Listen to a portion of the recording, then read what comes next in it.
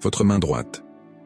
Dernièrement, une personne me remit une coupure de journal où l'on racontait qu'un homme s'était fait trancher la main au poignet parce qu'il avait volé 2 fois. L'article précisait que cette punition s'appuyait sur la loi du Coran. Toutes les Bibles du monde ont une signification symbolique et il ne faut pas les interpréter littéralement.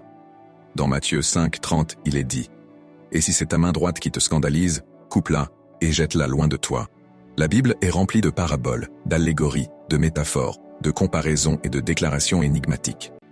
Une parabole comporte une signification à la fois ouverte et fermée.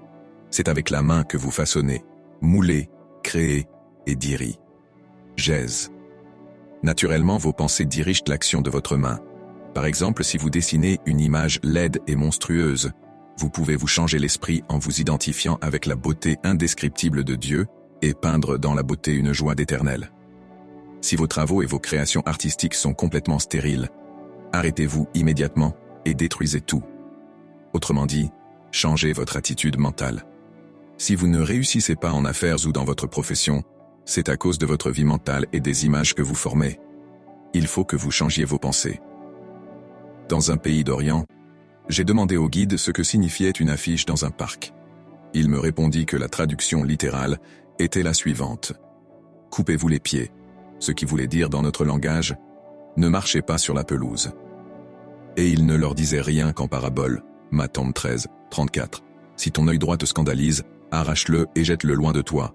Matthieu 5:29. L'œil signifie votre perception spirituelle, votre compréhension, votre façon de voir les choses, votre vision de la vie.